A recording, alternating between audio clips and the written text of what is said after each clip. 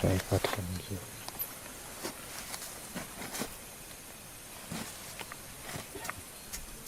Hii wanaita nini? Hii ndio wanaita nini? Wanaita unga. Tunamuita maunga. Kuna kingine kwa unga hapa, inatafuta unga.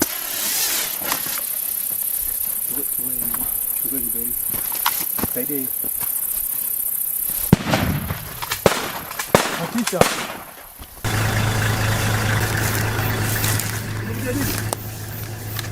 Hii kamba tumefunga hivi kwa sababu itusaidie ndovu. Ndovu wakati wanapanda, wakifika karibu, wakiona hii waya wanatulia kidogo. Na kitu kingine inafanya hivi kwa sababu akikata hii waya huwa tunasikia. Ikifanya tap, hii tunasikia, hata kama tumetulia huku tunasikia. Ndio maana tumefunga hizi waya hivi. Lakini wale ndovu wakiwa wengi wanaogopa hii waya.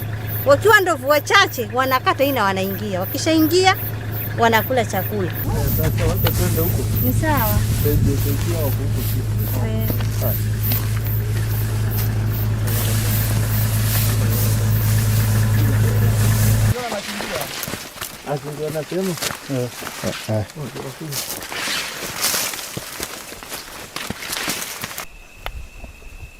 Sijui kama unaona hiyo. Naiona.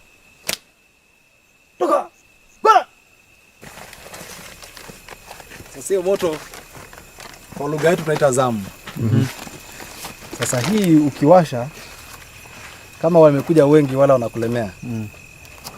Unatingisha kidogo hiyo moto ikuwe active kama hivi inawaka. Sasa ikianza kutoa hiyo jivu na moto kidogo, sasa kuna silaha nyingine ambayo ni hii. Ni pilipili. So hii pilipili anataka muondoke mkae direction nyingine ili kwamba isiwafikie. Hii pilipili unaweka kwa moto. Sasa ukiweka kwa moto, hiyo moshi ikienda direction ya hao ndovu, wanaanza kutoroka. Wanapiga chafya.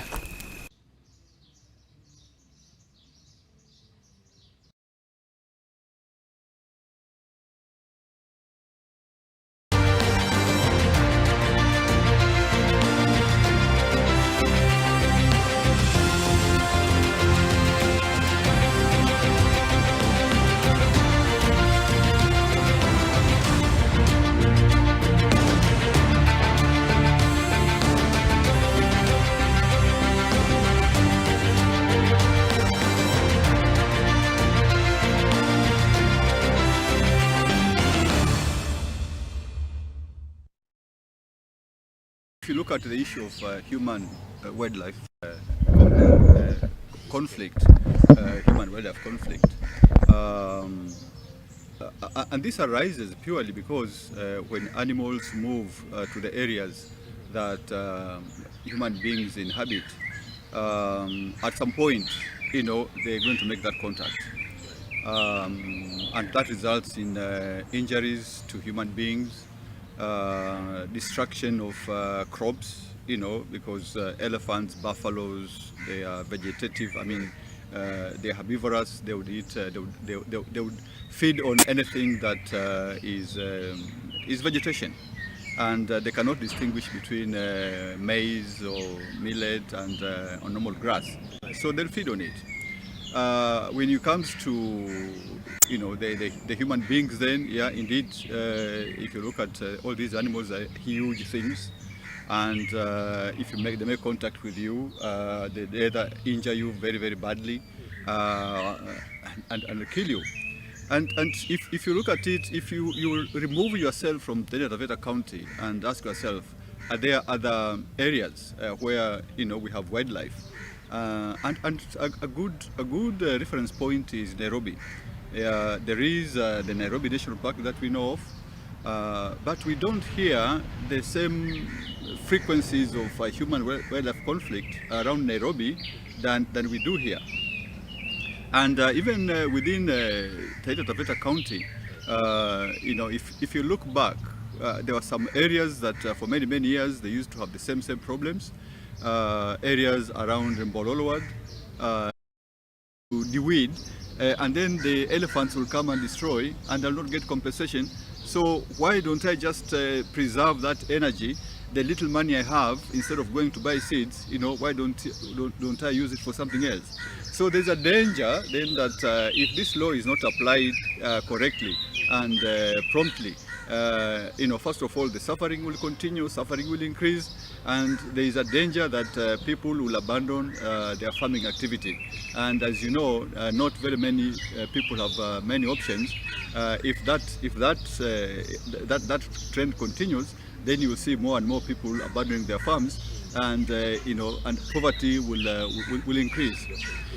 And it is an issue that certainly I and other leaders are so passionate about, to the extent that when the BBI team came around to collect views, that is one of the issues that we pushed very hard. I mean, of course, there's the issue about the whole issue about the ownership of Savo. That's a separate issue, but the issue of prompt compensation is very, very important. Yeah, and really, as I said, this has to happen rapidly. Unfortunately, wildlife, if you look at most of their actions, it is by instinct, and their movement pattern is historical, and sometimes is driven by climatic conditions. They know that they would be living in certain areas during certain times of the year because there's pasture, there's water. During other times, then they would want to move away from that to other areas, again in search of pasture and water. So unless you create a barrier, they will continue with that tradition, being driven by instinct to move to the areas where human beings live. So in terms of what can local leaders do, to be honest, I don't see whether there's much they can do, because yeah, I mean, because you're talking about it's not a small distance. The area that where the animals move in and out is a huge distance. So it's not you can't say you're going to send two young people there with the firimbis, to chase them back. It is impossible. The terrain is very rough. Perhaps in terms of training, we saw the government giving opportunities for scouts, and at some areas I was doing some fact finding to ruin the area and Bill, let me share with you something else. I have participated in an exercise of chasing the elephants back to the park using an aircraft. That was probably either 2014 or 2015. And we will do that and chase the elephants back into the park, deep into the park, by around 4 o'clock. But believe it or not, by around 8 o'clock, we would see some villagers wailing because the elephants are back. Typically, an elephant can walk around 60 kilometers in one night. So the whole concept about chasing them will not work. It is better than nothing. Yeah, having scouts that will raise the alarm, I think is a good idea. I welcome the idea, but my honest opinion is that that is not a solution. And two, sometimes again, you can only chase them using humans during the daytime. If you try to do it at night, you actually also, it's very dangerous. Other people could get killed. The rangers could get killed. So you'd find then that this activity where you are trying to manage them, to push them away using scouts, only happens during the day, and at night nothing happens. And these guys, they feed day and night. Yeah. So the solution is actually fencing.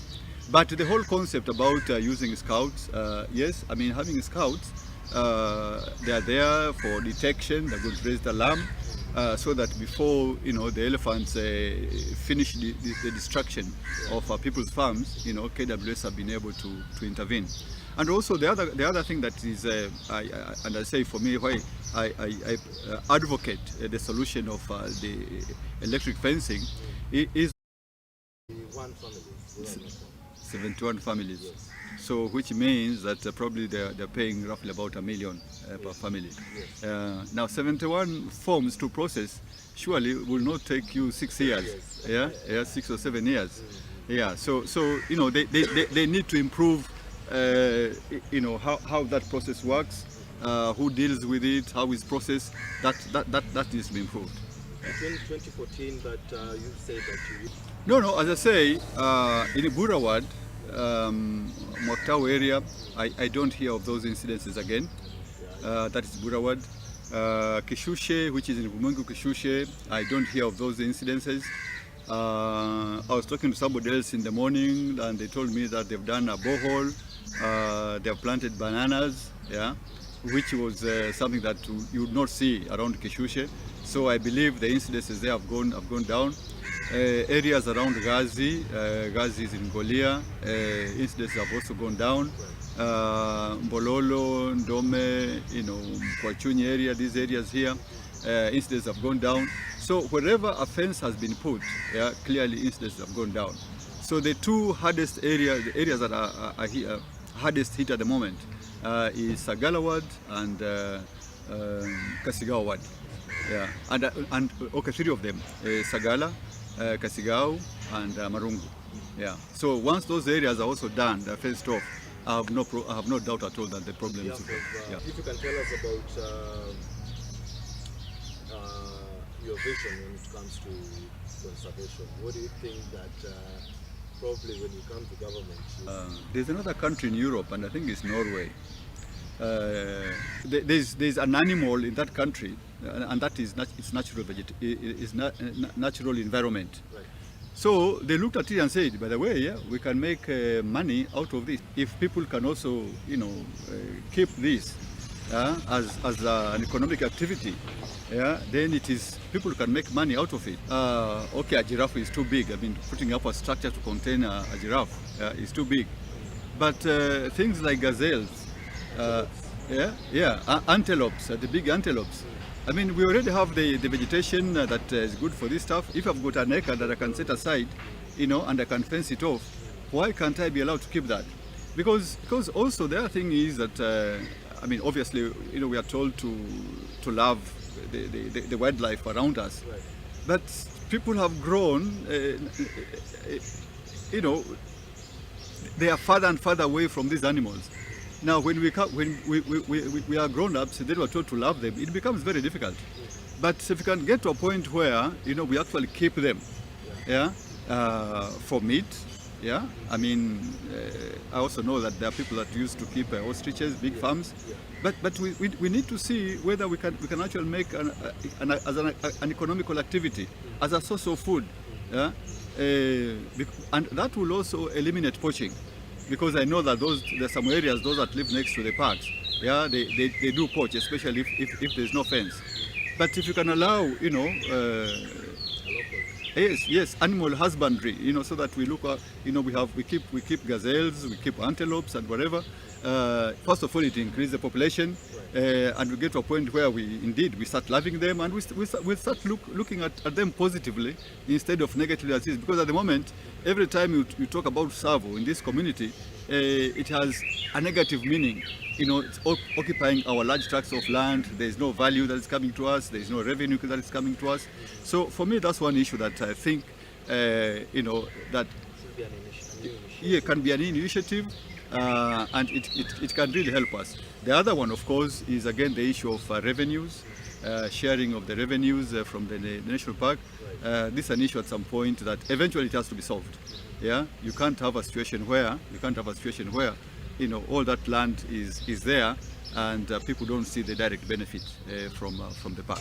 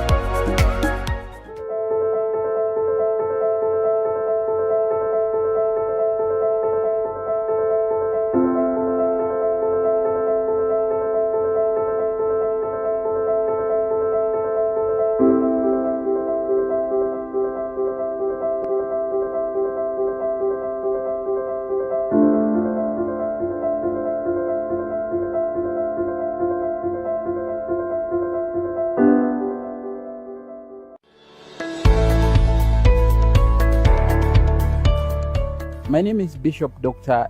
John Warari. I come to you to give you hope. 80% of those who have the infection are recovering. So we must not lose hope. Follow the instructions of the Ministry of Health. Simple instructions. 1, we have been told to sanitize, to clean our hands as often as possible. As you wash your hands, do it for about 20 seconds. That one will keep away and destroy the virus that could have been in your hands. It is important for us not to use our hands in greeting each other. For more information, kindly dial 719 and you will get help, or you can go to your phone and press *719# and you will get more information. Zote zisivuke upande wata compensation, maana kwa sasa hivi compensation iko juu sana, na serikali pia ku budget hawa watu wakida bless, hata sengine si makosa ile budget ndio inashindwa, serikali inashindwa kutekeleza, maana compensation sio pesa kidogo. Nakumbuka ikifikia mwaka jana sio mwezi gani ilikuwa imefika total countrywide about 4 billion. Sasa wangekuwa wameweka hizi electric fences kila mahali, especially hapa kwetu Taita Taveta. Manake unajua pia hii SGR imechangia pakubwa kidogo. Sisi si mnajua ukienda kule Manyani pale Manitas, si muona vile standard gauge railway imetengenezwa, wanyama wanapita freely. Lakini sasa hapa kuanzia Makina mpaka hapa Manyani unajua wameweka ile mchanga sand dunes. Ndovu hizi jua hapa kuna tundu, wameweka matundu ya wanyama after 200 meters 100 meters. Sasa wanyama wanaona ni vigumu, na unajua kuna migration ya wanyama kutoka Tanzania, wengine wanakuja Southwest, wanakuja Southwest. Sasa zile njia zimekuwa blocked. Sasa hao wanyama lazima wanapata matatizo. Sasa bila hizi fences bado hiyo tatizo inaendelea.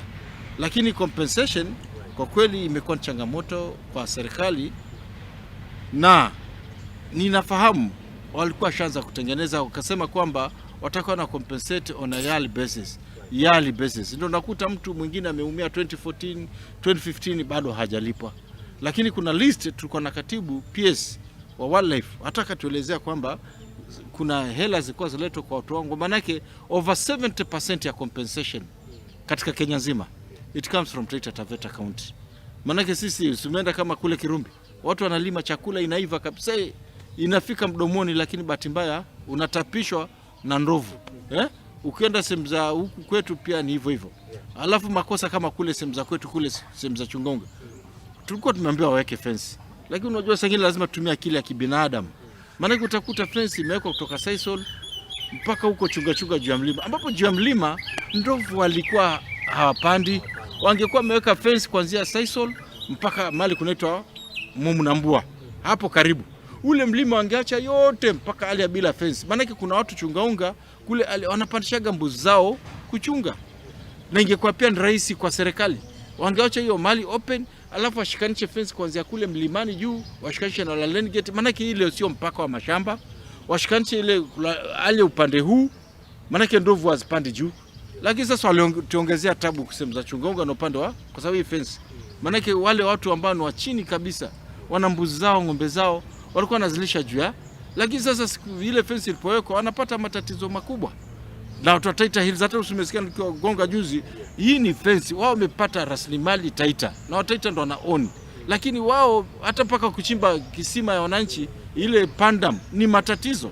Sasa hiyo ni kitu gani? Unaona shamba kubwa, tena ukienda huko ndani utakuta ng'ombe sio za wananchi. Utakuta mtu kutoka Mwashuma pale ameishi miaka nenda miaka rudi, anaweka mbuzi tu kidogo, unaona anaenda peleko ndani anapigwa, yani hata kama sisi sio binadamu wa Taita na Taveta. So hii masuala ya compensation kwa kweli ni changamoto sana kwa serikali. Lakini kitu ya kwanza serikali wangeenda mbio waweke mahali hizi electric fence zile za kuzuia ndovu lakini waziweke mahali pazuri, waelewane na wananchi, wafanye public participation zifanyike. Maana I am sure wangeweka hii fence kwa nimeelezea kuanzia hapa Mgeno ende mpaka Buhuta mpaka kule Mwaktau Amisor Kasgau. I am telling you hizi ndovu zote zinakuja. alafu sasa wafunge kila kitu. Maana hizi national parks kwa kweli zinaleta mapato, ingaje corona imesababisha kidogo akaenda chini. Waangalie kwamba wamemaliza na hii compensation, basi watakuwa na uhusiano mzuri sana na wananchi. Wananchi sio wanachukia ndovu, wananchi sio wanachukia isipokuwa sasa wanaumiziwa. Kama sasa, hebu angalia hapa kwetu, si unaona sasa hivi mahindi yamedawiri kabisa, lakini mvua imepotea. Alafu sasa wakati tena imekuwa inaliwa sasa, kwa kweli, and everybody is surviving. Sasa everybody is trying to survive with recruitment because taya mambo. Hata wakati wa Juda Ikongo akiwa waziri wa wildlife, nilimsukuma sana kaambia, if you don't put communities you are doing zero work. Wao ndo wanajua kila kitu inaendelea hapa. Lakini sasa mtu ametoka, kama kwa mfano mimi niko hapa, uniletee mtu kutoka sio ametoka wapi, anajuaje masuala hapa? Lakini mtu wa kule, hata nikamueleza mfano, kuna mahali watu wako insecurity yao ni binadamu, wako na home guards. Basi na hapa kwetu insecurity yetu ni wanyama. Wangeweka game rangers all over. Hii hapa wangemaliza hiyo swala once and for all.